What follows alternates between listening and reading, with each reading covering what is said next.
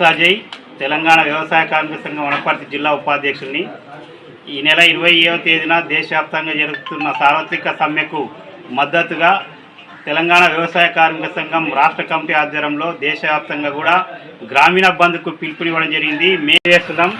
ఈ సమ్మె యొక్క ఉద్దేశం ప్రధానంగా పెండింగ్ కూలీలు ఇవ్వాలని, పని ప్రదేశంలో కనీస సౌకర్యాలు ఏర్పాటు చేయాలని, మంచినీటి వసతి, ఓఆర్ఎస్ ప్యాకెట్లు, పార, తట్ట, బుట్ట ఇవ్వాలని చెప్పి, అట్లాగే పెండింగ్లో ఉన్న 7 వారాల కూలీలు ఉన్నాయి, దాన్ని రిలీజ్ చేయాలని చెప్పి డిమాండ్ చేసి నెల 20న జరిగే దేశవ్యాప్త సమ్మెలో ఉపాధి కూలీలు, ఈజీఎస్ సిబ్బంది, ఫీల్డ్ అసిస్టెంట్లు అన్ని రకాల వాళ్ళు పాల్గొని ఈ సమ్మెను విజయవంతం చేయాలని చెప్తూ ఎంపీడీఓ గారికి ఈరోజు అమర్చింత మండలంలో సమ్మె నోటీస్ ఇవ్వడం జరుగుతుంది.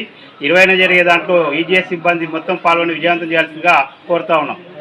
ఉపాధి హామీని రక్షించుకోవాలి. 2.5 లక్షల కోట్ల బడ్జెట్ పెట్టాల్సి ఉంటే కేవలం 80,000 కోట్లే ఈరోజు బడ్జెట్ పెట్టింది కేంద్ర గవర్నమెంట్. కాబట్టి పెండింగ్ బకాయిలు ఇవ్వాలని, కనీస వసతులు కల్పించాలని దేశవ్యాప్తంగా జరిగే 20వ సార్వత్రిక సమ్మెలో పెద్ద ఎత్తున ఈజీఎస్ సిబ్బంది కూలీలు పాల్గొనాలని కోరుతా ఉన్నాం.